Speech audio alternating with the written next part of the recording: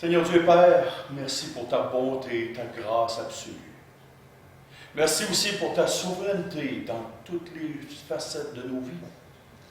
On veut te louer ce matin parce qu'on a encore la possibilité de pouvoir se réunir en assemblée, malgré la situation particulière. Beaucoup d'autres sont chez eux, mais nous, on est ici. On veut te rendre grâce pour ces choses. On veut se soumettre à toi. On veut en profiter, Seigneur Dieu et Père, pour prier pour nos gouvernements. Qu'ils puissent être dirigés. Qu'ils puissent prendre des décisions stables. Qu'ils puissent prendre des décisions éclairées et non aller à gauche, à droite. Mets ta main toute puissante sur eux. Garde-nous, Seigneur. On te demande aussi que cette parole ce matin puisse toucher nos cœurs, nos âmes, que ta parole puisse faire vibrer quelque chose en nous, qu'elle puisse nous éclairer sur le sujet de ce matin. Alors on te demande, Père, toutes ces choses, au nom de ton Fils, le Seigneur Jésus. Amen. Amen. Alors, voici un sujet très particulier. Très particulier. Selon notre background, selon nos convictions, que vous soyez dans le milieu des frères, milieu baptiste, frères, pentecôtistes, charismatiques, catholiques, cette phrase-là, non, c'est pas une phrase, non, il n'y a pas un verbe. D'accord. Le thème, le baptême du Saint-Esprit. Généralement, la définition qu'on donne au baptême du Saint-Esprit dans les milieux pentecôtistes, parce que généralement, c'est enseigné beaucoup dans ces choses-là. Voici un petit texte que j'ai pris sur Internet pour donner une définition de comment un groupe de croyants, des frères et des sœurs en Christ comme nous, qui aiment beaucoup le Seigneur profondément, qui ont le Saint-Esprit, qui sont nés de nouveau. Mais voici leur conviction, leur conception, leur façon de voir les choses. Et nous verrons si c'est scripturaire, mais le but n'est pas de « Ah ah, j'ai eu raison, nous avons raison et eux ont tort ». Le but n'est pas là. Le but est de comprendre qu'est-ce que c'est le baptême du Saint-Esprit. Le but ce matin n'est pas de planter, d'avoir raison ou tort. Le but, c'est de comprendre. Comme j'ai dit tantôt, la Bible est une ligne droite. Une ligne droite. Et il y a différentes convictions à gauche, à droite, mais ça ne devrait pas être comme ça. Et on va revenir le plus possible avec la parole de Dieu sur ce que la compréhension du baptême du Saint-Esprit sur les lignes droites. Comment dire, qu'est-ce que la Bible dit? Qu'est-ce que la Bible dit? Et non ce que nous pensons, ce que nous avons comme émotion, ou ce qu'on peut avoir vécu comme expérience. Voici la définition que les églises pentecôtistes, en général, à travers le monde, donnent comme définition. Pour les églises pentecôtistes ou de groupes charismatiques, le baptême du Saint-Esprit est une deuxième expérience qui doit être recherchée après la nouvelle naissance, suivant le baptême d'eau. Il a lieu par la prière ou l'imposition des mains. Il s'accompagne d'un parler en langue et permet une expérimentation des dons du Saint-Esprit. Ça ressemble à ça? Oui, c'est ça. OK. C'est ça. C'est ça. Parfait. Donc, si on veut résumer le baptême du Saint-Esprit selon certaines convictions, c'est que c'est quelque chose qui se passait. Vous avez la nouvelle naissance, vous recevez le Saint-Esprit en vous, et là, à ce moment-là, à un moment donné, quelque part dans votre vie, vous recevez une expérience spéciale, le baptême, le Saint-Esprit vous rentre en dedans de vous, pas dans. C'est comme une expérience que le Saint-Esprit vous fait vivre, et là, tout d'un coup, vous parlez une langue particulière que personne ne comprend, et qu'à ce moment-là, vous êtes baptisé du Saint-Esprit. C'est la marque distinctive du baptême du Saint-Esprit, le parler en langue. Raison ou tort? Est-ce qu'ils ont raison? Nous avons tort. Est-ce que nous avons raison? Est-ce qu'eux ont tort? Là, il n'y a pas la question. Qu'est-ce que la Bible dit? Comment est-ce que nous vivons le Saint-Esprit? Première chose, première fondation, parce que là, ce matin, nous allons construire une maison. On va mettre la première fondation, la base. Toute conviction spirituelle doit absolument avoir pour fondement la parole de Dieu. Tu n'as pas le choix. On doit avoir comme fondation les premières briques, excusez, la foutine de notre maison, la base, c'est la parole de Dieu. Tout le monde est d'accord avec ça, peu importe les gens. Sans avoir ce fondement-là, on s'égare quoi dans nos pensées, dans nos je pense que, et puis ça, c'est pas rien pour le baptême du Saint-Esprit, c'est dans tout, dans n'importe quoi. Si on n'est pas fondé, on s'égare dans nos pensées, puis on s'égare aussi dans les opinions des autres. Est-ce que votre pasteur a plus raison qu'un autre pasteur? La question n'est pas de savoir ça. La question est de savoir, est-ce que votre pasteur s'enligne sur la parole de Dieu pour amener quelque chose selon Dieu? Elle est là, la véritable question à se poser. Nos émotions et nos expériences, parce que, écoute, les milieux pentecôtistes sont des millions de personnes à travers le monde. Est-ce qu'ils sont tous fous? Est-ce qu'ils sont tous déconnectés de la réalité? Est-ce qu'ils sont plus spirituels que nous qui sommes statiques? Eux autres nous regardent aller et nous disent, mon ami, que les églises, c'est mort. Mais est-ce qu'on est plus spirituel ou moins spirituel qu'eux? Est-ce que nos émotions sont refoulées? Est-ce qu'on est des baptistes refoulés? On pourrait se faire dire ça, on pourrait se faire catégoriser comme ça. Est-ce que les milieux des frères, c'est plus fermé que nous? On pourrait dire ça. Mais tout est si bien que nos émotions, nos expériences ne doivent pas primer sur la vérité révélée de la parole de Dieu. La vérité révélée de la parole de Dieu. C'est ce qui est notre fondement. Et non nos expériences, et non c'est n'importe quelle chose. Un autre principe de base, c'est que jamais le Saint-Esprit va nous dire ou nous faire vivre quelque chose qui est contraire à ce qu'il a lui-même fait écrire par l'Ancien Testament et les apôtres et les gens qui ont écrit. Jamais le Saint-Esprit va me dire quelque chose de contraire à la parole de Dieu. Jamais le Saint-Esprit va me faire vivre une expérience qui est contraire à ce qui s'est déjà passé dans la parole de Dieu. Une autre fois même. Voici un exemple. 3 exemples, très banals. Le premier exemple. Nos convictions, nos émotions, voici ce que ça peut faire. Adam et Ève ont mangé la pomme. Qui a déjà entendu ça? Plein de monde. Ah, on était convaincus et sincèrement convaincus, avant de connaître la vérité, que Adam et Ève avaient mangé une pomme. Non, mais tu sais, c'est pas une pomme. Non, c'est pas une pomme. C'est l'arbre, le fruit, l'arbre du fruit de la connaissance du bien et du mal. C'est quoi le fruit? C'est pas une pomme. Mais il y a plein de monde qui sont encore convaincus aujourd'hui qu'Adam et Ève ont mangé une pomme. Il y en a beaucoup qui ne mangent pas de pomme à cause de Dieu. L'esprit de quelque chose. Une autre conviction que les gens ont vraiment, vraiment fort dans leur cœur, les 3 rois mages s'appelaient Gaspard, Balthazar et Melchior. Combien de gens? Puis en plus, il y en avait un noir au travers. Mais c'est vrai. Ben, quand tu regardes dans une crèche, il y a toujours un mage, puis en plus, il était roi. Qui dit qu'ils sont rois? Qui dit qu'il était noir? Peut-être qu'il était tout noir, peut-être qu'il était tout blanc. On s'en fout. C'est pas marqué dans la Bible. Non, c'est vrai.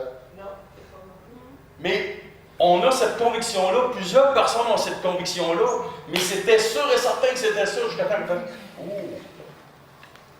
où est l'autre conviction? On est tellement sûr, tellement convaincus que mes parents et mes grands-parents qui sont au ciel s'occupent de moi. Ah oui, Très présent. oui. Ah! Mais t'as-tu reçu un téléphone, ton grand-père, ta grand-mère ou ton père, ta mère qui t'a appelé? Bon, oui, là, je suis en haut, puis je m'occupe de toi, mon champion, ça va bien aller. T'as aucune preuve qui t'affirme ça comme étant une vérité totale et absolue, parce que tu as vécu une émotion.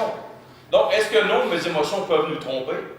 Est-ce que nos fausses convictions, nos pensées, peuvent nous tromper? Oui. Oui, absolument, à 100%. Vous voyez que toutes ces convictions-là n'ont aucun fondement biblique. C'est pas vrai. C'est un attrape.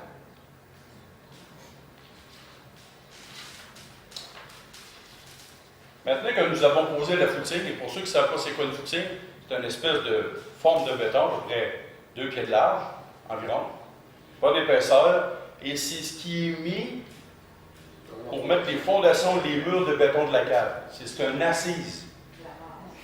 La base. Patrick, tu connais beaucoup ça?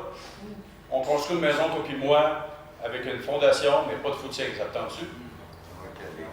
Et vous allez voir que pas de fondation, ça cale et solide à bord de ça, et ça ne prendra pas bien de temps. D'après moi, à la fin de l'été, vous êtes correct pour que ça cale au moins 2-3 pieds. Maintenant, on va poser une autre fondation. Le sage. Un principe tellement important, c'est le principe qui a été mis en place, le sola scriptura. Et ça, si vous saviez que même par ceux qui parlent de ça, ce n'est pas appliqué à 100%. Qu'est-ce que le sola scriptura? Et voici la définition.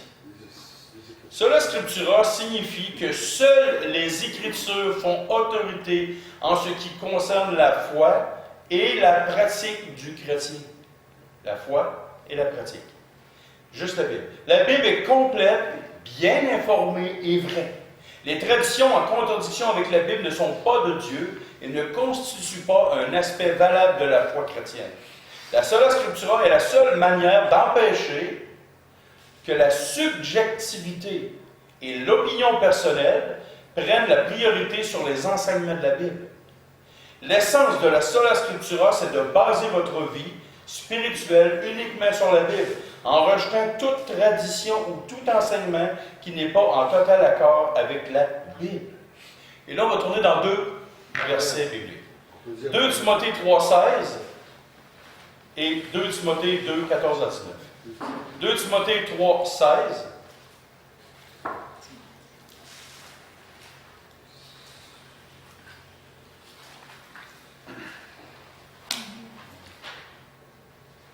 « 2 Timothée 3 et le verset 16. Toute écriture est inspirée de Dieu et utile pour enseigner, pour convaincre, pour corriger, pour instruire dans la justice. » Donc, ce matin, on va faire le principe suivant. Toutes les Écritures, toute la parole de Dieu, ça va être utile, c'est inspiré de Dieu. C'est le Saint-Esprit qui a fait écrire les Écritures qui sont là. Et il nous dit, que le Saint-Esprit nous dit, c'est utile pour nous enseigner, pour nous convaincre, pour nous corriger, pour nous instruire. Convaincre et corriger. C'est-tu lui qui a tort ou c'est moi? On s'en fout. Moi, par rapport à la parole de Dieu, est-ce que je vais être convaincu? Est-ce que je vais me laisser convaincre? Est-ce que je vais me laisser enseigner? Est-ce que je suis enseignable? Est-ce que je vais me laisser convaincre? Est-ce que je vais me laisser instruire? Est-ce que je vais littéralement me faire corriger pour mes erreurs? Tout est là la grande question. Quand tu ouvres dans ta place secrète, dans ta place, dans ton bureau, dans ton salon, dehors, dans ta cour, est-ce que tu te laisses corriger, convaincre par la parole de Dieu? Et l'autre référence, 2 Timothée, chapitre 2, versets 14 à 19. Rappelle ces choses en conjurant devant Dieu qu'on évite les disputes de mots qui ne servent qu'à la ruine de ceux qui les écoutent. Efforce-toi de te présenter devant Dieu comme un homme éprouvé, un ouvrier qui n'a point à rougir, qui dispense droitement la parole de la vérité. Évite les discours vains et profanes, car ceux qui les tiennent avanceront toujours plus dans l'impiété, et leur parole rongera comme la gangrène. De ce nombre sont Hyménée et Philette, qui se sont détournés de la vérité, disant que la résurrection est déjà arrivée et qui renverse la foi de quelques-uns. Néanmoins, le solide fondement posé par Dieu subsiste avec ces paroles qui lui servent de sceau. La parole de Dieu, c'est un solide fondement qui subsiste. Et il y a des hommes qui s'en vont dans une autre direction et qui, là, tordent les Écritures. Et c'est marqué ici, un ouvrier qui n'a point rougé, qui dispense droitement la parole de la vérité. Dispenser droitement. Une ligne droite, on prend la parole de Dieu et on analyse ces choses.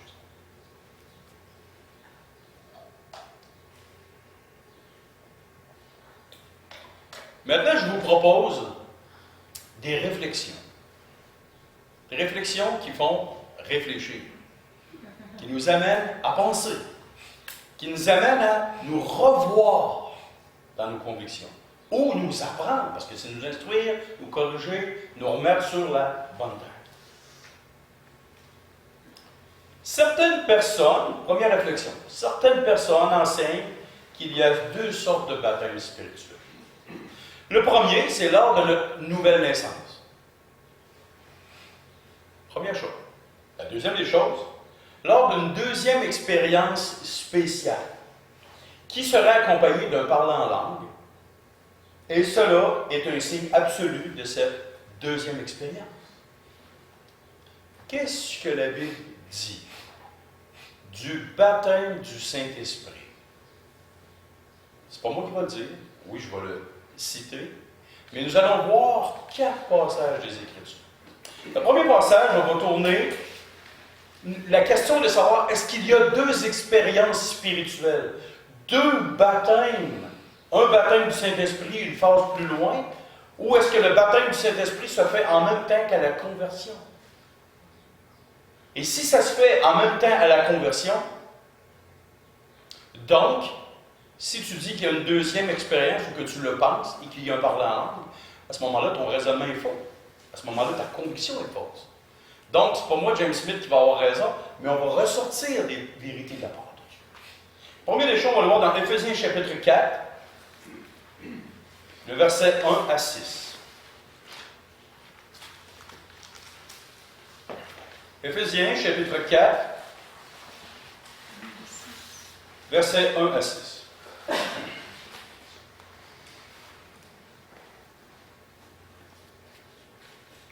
Voyons voir s'il y a deux baptêmes. Et là, le texte nous parle de choses spirituelles. Nous ne parlons pas d'un... Il va y avoir un thème du baptême. Nous ne parlons pas du texte d'un baptême doux. Parce qu'il y a plein de choses spirituelles ici. Et là, d'un coup, on mettrait quelque chose de physique sur terre. Non, le texte s'adresse à des choses spirituelles. Je vous exhorte donc, moi, le prisonnier dans le Seigneur, à marcher de manière digne de la vocation qui vous a été adressée, en toute humilité et douceur, avec patience, vous supportant les uns les autres avec amour, vous efforçant de conserver l'unité de l'esprit par le lien de la paix. Il y a un seul corps. De quel corps on parle? Du corps de Christ. Il y a un seul esprit. Connaissez-vous un deuxième Saint-Esprit? Il n'y en a rien qu'un. Comme aussi vous avez été appelés à une seule espérance. L'espérance, c'est la vie éternelle. Par vocation. Il y a un seul Seigneur, une seule foi, deux baptêmes. Alors, d'après moi, vous avez mal lu. C'est deux. Moi, je crois qu'il y en a deux. Non. Qu'est-ce que la Bible dit? Il y a un seul baptême et un seul Dieu et Père de tous, qui est au-dessus de tous et parmi tous. Donc, la Bible, elle nous dit qu'il y a un seul et unique baptême. Oh, lequel est savoir c'est quoi le baptême? On ne parle pas du baptême d'eau. Dans le contexte, c'est pas le baptême d'eau. Il y a un seul baptême. Ces choses-là sont spirituelles. Et la preuve, est-ce que le corps de Christ, c'est spirituel? Oui. Est-ce qu'un seul esprit spirituel? Oui. Vous savez, il y a une seule espérance, c'est spirituel. Il y a une vocation, c'est spirituel. Il y a un seul Seigneur, c'est spirituel. Une seule foi, c'est spirituel. Un seul Dieu et Père de tous, c'est spirituel. Mais le baptême, d'après moi, c'est le baptême d'eau. Le raisonnement serait totalement faussé. C'est ça de décider de tordre les Écritures pour passer mon idée dans le texte. Non, il nous dit que, spirituellement parlant, il y a un seul et unique baptême. OK, première base. On continue. On va voir dans Romains chapitre 6 et le verset 3. Romains chapitre 6.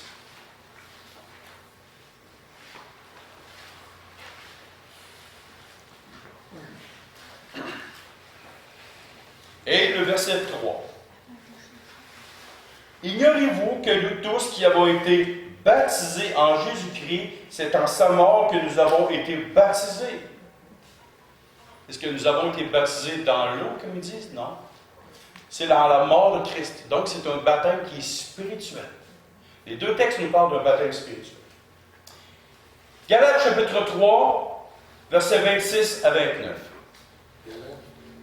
Galates chapitre 3, versets 26 à 29.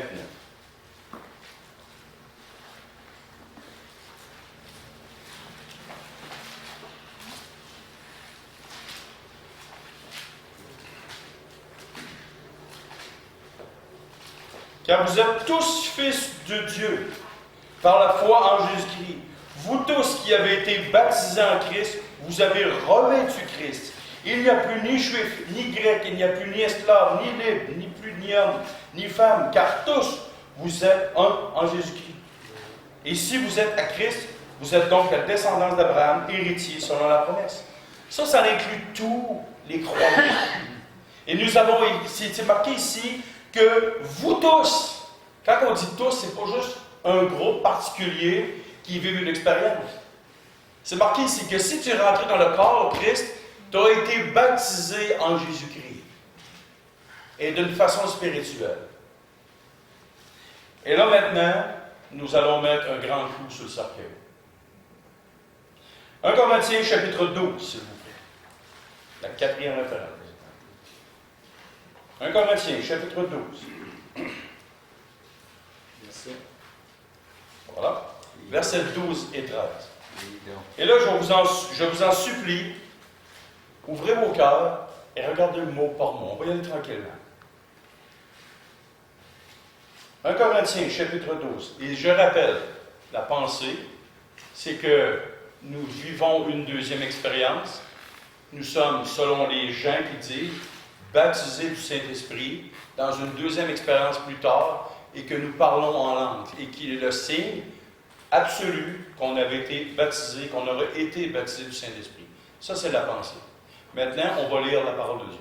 1 Corinthiens, chapitre 12, versets 12 et 13. Car, comme le corps est un et a plusieurs membres, et comme tous les membres du corps, malgré leur nombre, ne forment qu'un seul corps, ainsi en est-il de Christ. Arrêtez de lire. Nous parlons qu'il y a un seul corps, et nous, les croyants, nous sommes dans le corps de Christ. Est-ce que vous êtes d'accord avec ça? Que tous les croyants qui sont nés nouveaux font partie du corps de Christ. Sans exception. Ils sont sauvés par la foi et non par les œuvres qui l'ont reçu la nouvelle naissance. Peu importe l'Église locale. Verset 13. Nous, ça veut dire tout le corps de Christ, avons tous, en effet, été baptisés dans un seul esprit. On a été baptisés dans un seul esprit. Il y a un seul baptême. Pour former un seul corps. Et je vous pose la question, quand est-ce que nous avons formé le corps de Christ? Lors de notre nouvelle naissance. Tu es rattaché au corps de Christ quand tu places ta foi en lui. Mais c'est marqué que tout le corps de Christ a été baptisé dans un seul et même esprit. Donc, est-ce que c'est un groupe particulier qui reçoit le baptême du Saint-Esprit? Ou c'est tout le corps de Christ, quand chaque personne intègre le corps de Christ qui est baptisé du Saint-Esprit? Je dirais que c'est les deux. Tu deviens un avec Dieu, Jésus dans la foi. La foi, c'est croire. Tu deviens un. Donc, et après ça, réunis ensemble, le corps de Christ est un avec Jésus. C'est ça. Mais ce n'est pas une deuxième expérience que quelqu'un ou quelques groupes de personnes vivent. tous les croyants qui ont cru reçoivent le Saint-Esprit. C'est à ce moment-là qu'ils sont baptisés dans un seul esprit. Pourquoi? Pour former un seul corps, soit juif, soit grec, soit esclave, soit libre. Et nous avons tous été abreuvés d'un seul esprit. Allez, là, tu le dis. Tu as été baptisé d'un seul esprit, en intégrant le corps de Christ, et nous avons tous, sans exception, été abreuvés d'un seul esprit. Et là, maintenant, on va tourner au verset 27 et 30. C'est dans le même contexte, c'est le même chapitre. Et là, il parle aux chrétiens. Et il y en a qui vont dire, ouais, mais à Corinthe, c'était juste pour les Corinthiens. Bon, jetez la poubelle avec 1 Corinthiens 13 qui parle de l'amour. C'était juste pour les Corinthiens. 1 Corinthiens 1, 2 dit, à tous ceux qui sont en Jésus-Christ, en quelque lieu que ce soit, qui invoquent le nom de notre Seigneur Jésus-Christ. 1 Corinthiens chapitre 4, verset 17, nous dit clairement que Paul prêche et enseigne partout la même chose qu'à Corinthe. S'il vous plaît, ne me dites pas que Corinthe, c'était pour Corinthe. Parce que sans ça, mettez à la poubelle les dons spirituels. L'amour, toutes les choses qu'on trouve là-dedans. Donc, c'est rien qu'à Corinthe qui pouvait coucher avec sa belle-mère qui n'avait pas le droit. Moi, j'ai le droit de coucher avec la femme de mon père. 1 Corinthiens 5. Voyez-vous? C'est une folie de prendre un texte biblique et de dire « Oh, ça c'est juste pour les Corinthiens. » Non, non. La parole de Dieu, mais ça, cet argument-là, je l'ai déjà entendu. Là. OK? On continue. Verset 27. Vous êtes le corps de Christ et vous êtes ses membres, chacun pour sa part. Et Dieu a établi dans l'Église, premièrement des apôtres, deuxièmement des prophètes, troisièmement des docteurs, ensuite ceux qui ont le don des miracles, puis ceux qui ont le don de guérir, de secourir, de gouverner, de parler diverses langues. Ah, OK. Comment ça parle de langue? Diverses. Et là, il pose des questions. Tous sont-ils apôtres, s'il vous plaît? Non. Non. Tous sont-ils prophètes? Non. Non. Tous sont-ils docteurs? Non. Tous ont-ils le don des miracles? Non. Tous ont-ils le don des guérisons? Non.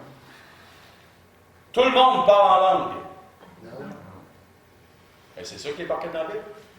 Quand tu as vécu une deuxième expérience, tu es supposé de parler en langue. Il pose la question, tous parlent-ils en langue? Non. Donc, si nous avions comme conviction que lors d'une deuxième expérience, nous devenions baptisés du Saint-Esprit, que c'est le signe distinct, que je parle en langue, qu'est-ce que la parole de Dieu vient de me dire? Le contraire de ce que je crois. Tout croyant en entrant dans le corps de Christ est baptisé du Saint-Esprit. Et est-ce que vous avez comme signe nécessairement de parler en langue? Non. Tous sont-ils docteurs? Non. Tous sont-ils pasteurs? Non. Tous sont-ils prophètes? Non. Donc, la parole de Dieu est claire. On pourrait arrêter la prédication là, mais on va continuer. Vous savez, j'aime ça corser les choses et aller jusqu'au fond. On va tourner dans Marc chapitre 16, s'il vous plaît. Versets 17 et 18. Un texte très utilisé par les tenants d'une position, de cette position de laquelle on parle.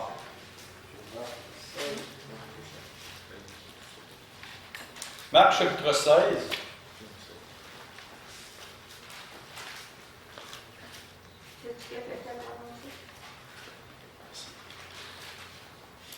Marc chapitre 16 et le verset 17 et 18. Voici les miracles qui accompagneront ceux qui auront cru. Est-ce que vous avez cru? Oui. Moi, j'ai cru. Est-ce que nous avons le Saint-Esprit? Oui. Oui. J'ai cru, j'ai le Saint-Esprit, je suis enfant de Dieu. Donc, le Seigneur nous dit, voici les miracles qui accompagneront ceux qui auront cru. En mon nom, ils chasseront des démons. Ils parleront de nouvelles langues. Ils saisiront des serpents. S'ils boivent quelque breuvage mortel, il ne leur fera point de mal. Il ne leur sera fait point de mal. Ils imposeront les mains aux malades et les malades seront guéris. Première chose, j'ai un marché à faire avec ceux qui croient à une deuxième expérience et qui, soi-disant, parlent une langue. Quelqu'un. J'ai un marché à faire. J'ai quelque chose à leur proposer. Pourquoi vous en prenez juste un sur les 5? Parce que si tu prends ce texte-là pour dire voici les miracles qui m'ont accompagné, tu prends celui-là qui est le moins dangereux pour toi.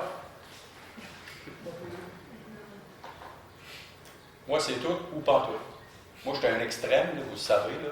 Ma femme me le dit souvent. Puis j'ai quelque chose à proposer. Tant qu'à vivre quelque chose, vivons. Ah! Tant qu'à vivre une expérience, vivons-le jusqu'à la fin. Qui peut me faire quelque chose? Si Christ est pour moi, qui sera contre moi? Appliquons la parole littéralement.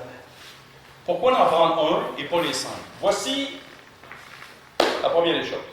Montrez-moi une réelle délivrance démoniaque comme dans la parole de Dieu. C'est spécial.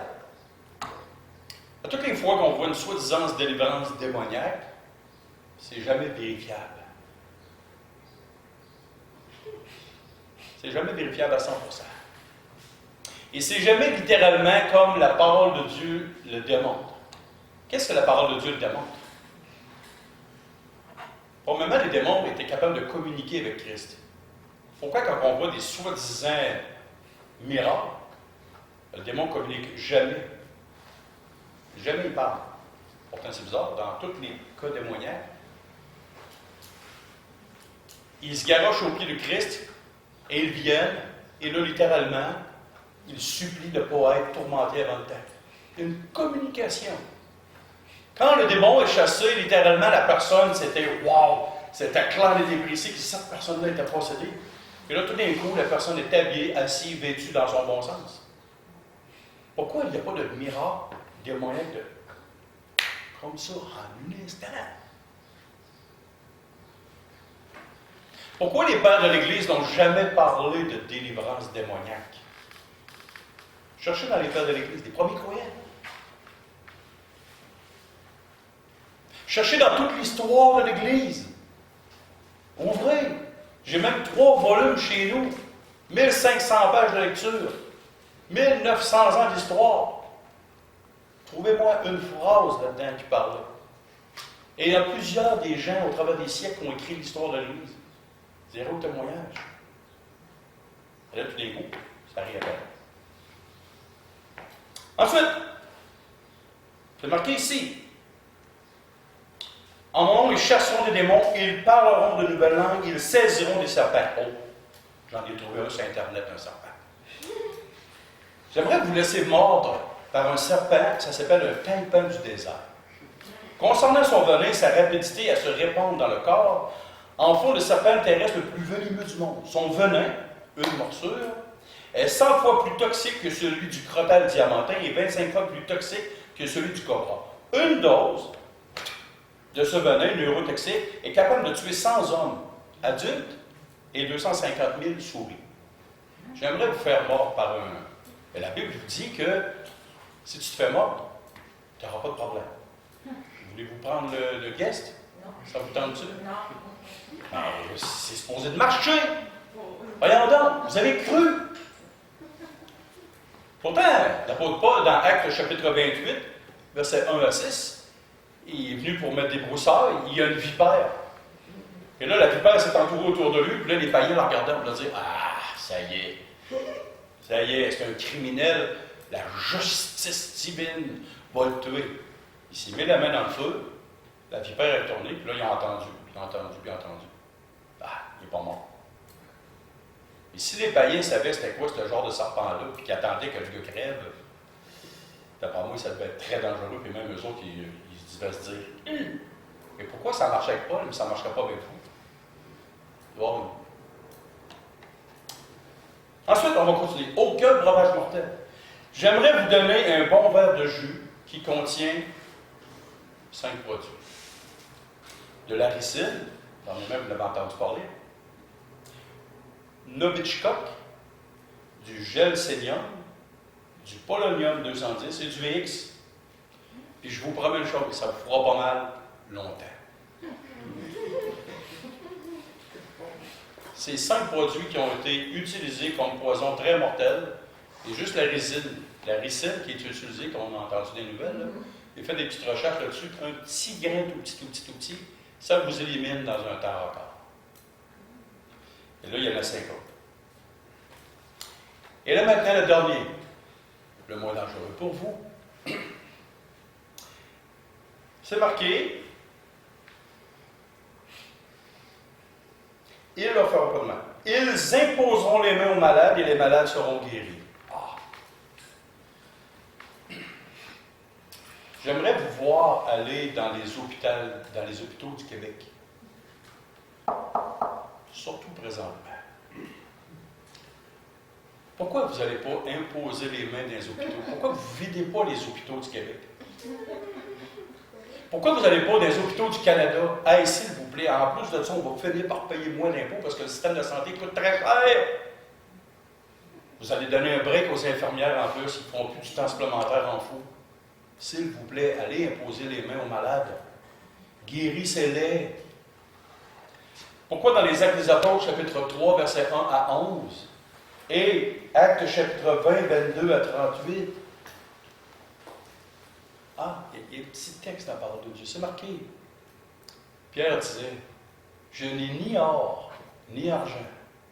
Et ce que j'ai, je te le donne. Au nom de Jésus-Christ, lève-toi et marche.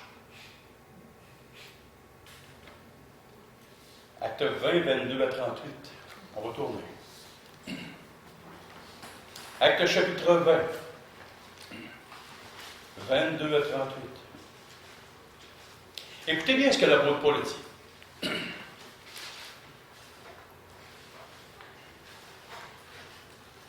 22 à 38. Je vais le lire. Et maintenant, voici, lié par l'Esprit, je vais à Jérusalem, ne sachant pas ce qui m'arrivera. Seulement de ville en ville, l'Esprit Saint m'avertit que des liens, des tribulations m'attendent. Mais je ne fais pour moi aucun cas de ma vie, comme s'il m'était précieuse, pourvu que j'accomplisse ma course avec joie et le ministère que j'ai reçu du Seigneur Jésus, d'annoncer la bonne nouvelle de la grâce de Dieu. Et maintenant, voici, je sais que vous ne me verrez plus mon visage, vous tous au milieu duquel j'ai passé, prêchant le royaume de Dieu. C'est pourquoi je vous déclare aujourd'hui que je suis pur du sang de vous tous, car je vous ai annoncé tout le conseil de Dieu, sans rien en cacher. Prenez donc garde à vous-même, à tout le troupeau sur lequel le Saint-Esprit vous a établi évêque pour paître l'Église de Dieu, qu'il s'est acquise par son propre sang. Je sais qu'il s'introduira parmi vous, après mon départ, des loups cruels qui n'épargneront pas le troupeau, et qu'il s'élèvera du milieu de vous des hommes qui enseigneront des choses pernicieuses pour entraîner les disciples après eux. Veillez donc, vous souvenant que durant 3 années, je n'ai cessé nuit et jour d'exhorter avec larmes chacun d'entre vous. Et maintenant, je vous recommande à Dieu. Il y a la parole de sa grâce, à celui qui peut vous édifier, et donner l'héritage à tous les sanctifiés. Je n'ai désiré ni argent, ni l'or, ni les vêtements de personne. Vous savez vous-même que ces mains ont pourvu à mes besoins et à ceux des personnes qui étaient avec moi. Je vous ai montré de toute manière que c'est en travaillant ainsi qu'il faut soutenir les faibles et se rappeler les paroles du Seigneur, qui lui a dit lui-même, il y a plus de bonheur à donner qu'à recevoir. Des loups ravisseurs qui rentrent dans les églises locales, qui enseignent des choses pernicieuses. Et l'apôtre Paul dit, j'ai été à charge de aucun. Je n'ai pas désiré ni l'or ni l'argent. Et je vous ai montré que c'est avec ces 2 mains-là que j'ai travaillé pendant 3 ans de temps. Pourquoi ces gens-là qui disent qu'ils font des miracles ne vont pas dans les hôpitaux? Parce qu'il n'y a pas d'argent. Il n'y a pas d'argent à faire dans les hôpitaux. Tu ne peux pas t'acheter un gros char, une grosse maison. Tu es un loup ravisseur si tu prêches pour de l'argent. Arrête de montrer tes richesses. Ça m'arrête de voir des hommes qui étendent leurs richesses et qui disent qu'ils prêchent Christ. Paul n'a jamais fait ça. Christ a dit, je n'ai aucun endroit à mettre ma tête. Les rois ont des places. Les renards, des tanières. Pourquoi tu prêches Christ pour de l'argent? Tu vas toujours dans des places pour prêcher que tu fais des miracles. Mais c'est parce que tu es invité et il y a de l'argent au bout de la ligne. Parce que tu dis aux gens, donne, je vais te donner des miracles en retour. Tu es un faux, tu es un loup. Tu es un menteur, tu es un bandit de grand chemin. Mais j'ai une nouvelle pour toi. Le tribunal de Christ s'en vient. Bénéine qui prêchait l'évangile de prospérité, les miracles. Dernièrement, il vient de se repentir. J'espère que ce n'était pas une fausse repentance. C'est son neveu qui l'a convaincu en écrivant un livre qu'il était sur la mauvaise voie. Mais tout d'un coup, il s'aperçoit qu'il est dans la voie fausse.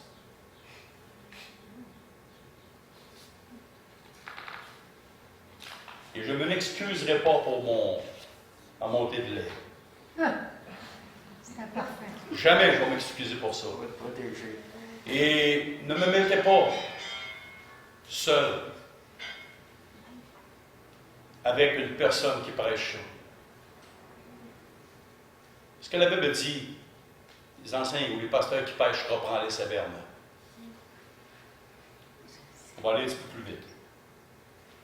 Réflexion numéro 3. Le Saint-Esprit, sous forme corporelle d'une colombe, lorsqu'il est descendu lors du baptême du Seigneur Jésus, enseigne-t-il le baptême du Saint-Esprit?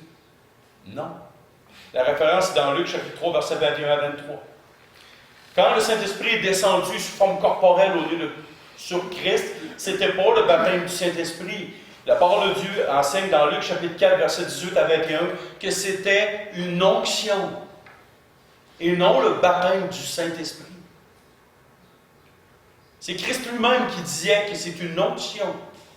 Et il y a une différence entre onction et baptême du Saint-Esprit. Et s'il y aurait eu un baptême du Saint-Esprit et que le signe du parler en langue était littéralement un signe conjoint, nommez-moi un endroit dans la Bible, à part que sur la croix, une phrase, que Christ a parlé en langue. Jamais le Seigneur Jésus a parlé en langue. Il avait tous les dons. Jamais le Seigneur Jésus a parlé en langue. Réflexion numéro 4. Dans les Actes des Apôtres, quand les langues sont venues sur eux, c'est marqué qu'ils ont vu des langues de feu. Matthieu chapitre 3, verset 11.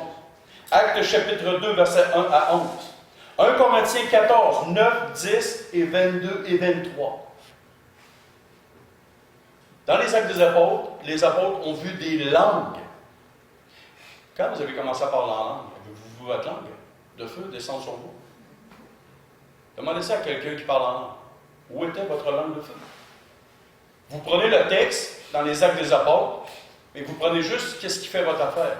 C'est marqué que ceux qui ont vécu cette expérience-là ont vu littéralement des langues descendre sur eux, des langues de feu. Mais tu prends le texte des Actes pour dire que c'est ça qui doit arriver, mais tu prends juste le petit bout qui fait ton affaire. La même chose que dans l'Évangile, quand tu veux parler en langue, mais tu veux juste prendre 1 sur 5. Pourquoi c'est pas la même chose? Et 1 Corinthiens 14, 9, 10, on va y tourner. 1 Corinthiens, chapitre 14. Et là, si nous sommes honnêtes, il y a des questions pour les 4 versets que nous allons lire. 1 Corinthiens, chapitre 14, versets 9 et 10. De même, si vous, par la langue, vous ne donnez pas une parole distincte, comment saura-t-on ce que vous dites? Car vous parlerez en l'air. Donc, à toutes les fois que vous entendez, vous parlez en l'air. Vous ne dites pas quelque chose de distinct. Verset 10. Aussi nombreuses que puissent être dans le monde les diverses langues, il n'en est aucune qui soit sans signification. Si donc je ne connais pas le sens de la langue, je serai un barbare pour celui qui parle, et celui qui parle sera un barbare pour moi. Donc, toutes les langues qui sont dans le monde, l'apôtre Paul dit, Il n'y en a aucune. Aucune qui est sans signification. Versets 22 et 23. Par conséquence, tu dis que les langues sont un signe que tu as été baptisé. Donc, un signe pour le croyant. Et la parole de Dieu dit, par conséquence, les langues sont un signe non pour les croyants, mais pour les non-croyants. Ça concorde avec le texte des Actes des Apôtres. Les textes des Apôtres, les gens parlaient en langue, mais c'était un jour précis, dans l'histoire précise, un miracle précis. Pourquoi? Parce qu'il y avait plusieurs nations qui étaient venues à Jérusalem, et là, le Saint-Esprit a fait un miracle incroyable, afin que les gens retournent.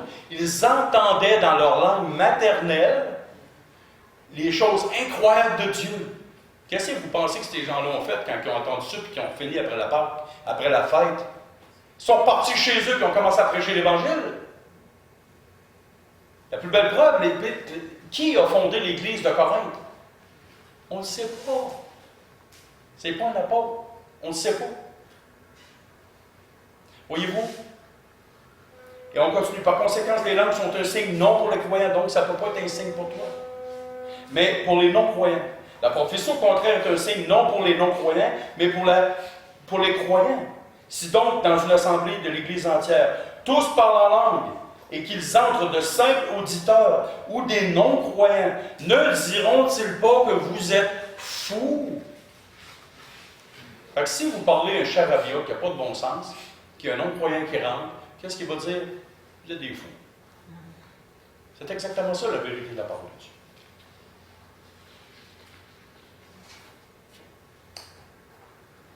Je termine dans 2-3 minutes. Réflexion numéro 5. Je pose la question, pourquoi? Durant toute l'histoire de l'Église, de l'an 0, Christ, jusqu'à aujourd'hui, 2020, tous les dons spirituels ont été mis dans toutes les assemblées chrétiennes du monde entier au travers des siècles. Mais la doctrine du parler en langue est associée au baptême du Saint-Esprit. Elle a seulement démarré par les pasteurs américains Charles Fox Parham et William Joseph Seymour aux États-Unis en 1901 et en 1906. Il était où le Saint-Esprit pendant 1900 ans? Le signe du parler en langue, avec le baptême du Saint-Esprit, c'est quelque chose qui a été jumelé. Et ça ne s'est jamais fait dans l'histoire de l'Église, et juste à partir de 1901 et 1906, c'est là que ça a commencé. Et pourtant, tous les autres dons spirituels, à travers les siècles, les dons de docteur, pasteur, évangéliste, prophète, ça a toujours été là. Et quand je dis prophète, ce n'est pas vous. Dans Corinthiens 14:3. Celui qui prophétise, au contraire, parle aux hommes. Les édifie, les console, les exhorte. Le même job qu'un prophète de l'Ancien Testament, mais avec les écrits de Moïse. Donc, voyez-vous, il y a quelque chose qui ne marche pas. Oups, il y a une ligne droite, puis il y a deux personnes qui sont sorties du lot. Ils ont concocté de quoi, une petite recette dans le garage. Et là, ils ont sorti quelque chose. Ah, puis ça a pas vu. Une autre question. Pourquoi le Saint-Esprit agit seulement dans les milieux charismatiques pour le parler en langue? À la quantité d'églises locales qu'il y a dans le monde entier, pourquoi agit-il juste dans ces milieux-là? Pourquoi aucun apôtre, ni aucun père de l'Église, ni aucun commentateur biblique dans les 1900 dernières années de l'histoire n'a enseigné ce genre de choses-là? Pourquoi il n'y a aucun écrit? Puis s'il vous plaît, si vous pensez que dans ce temps-là, il n'écrivait pas beaucoup, là, il y a un CD qui existe. Sur ce CD, donc 4 CD qui est en anglais, et sur ce CD-là, c'est des écrits 85 000 livres. Donc, si vous pensez que les hommes n'écrivaient pas, sortez de chez vous, de votre petite cabane dans le bois, et informez-vous. Les hommes écrivaient, puis ils ont écrit, puis ils ont écrit, puis ils ont écrit, puis ils ont écrit. Si vous pensez que le monde n'écrivait pas, bien Moïse, ça fait 3500 ans, là, il en a écrit des affaires. Charles Haddon Spurgeon, a écrit 144 livres, épais comme un dictionnaire. Pourquoi il n'a jamais enseigné ça? Pourquoi il n'a même jamais parlé de ces choses-là? Lui est en 1850. Parce que ça, dans ce temps-là, ça n'existait pas. C'était pas encore rendu sur le marché. Si c'était sur le marché, il en aurait parlé.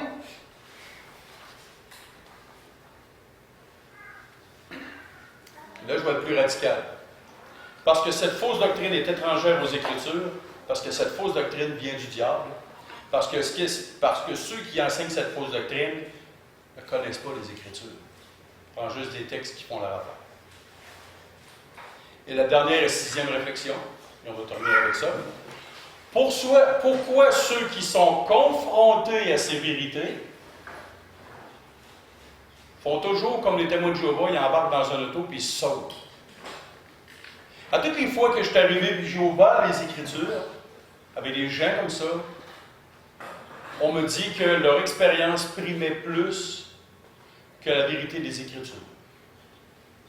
Pourtant, j'essayais de parler doucement. Pas fort comme un matin, là. Je ne suis pas de même d'habitude.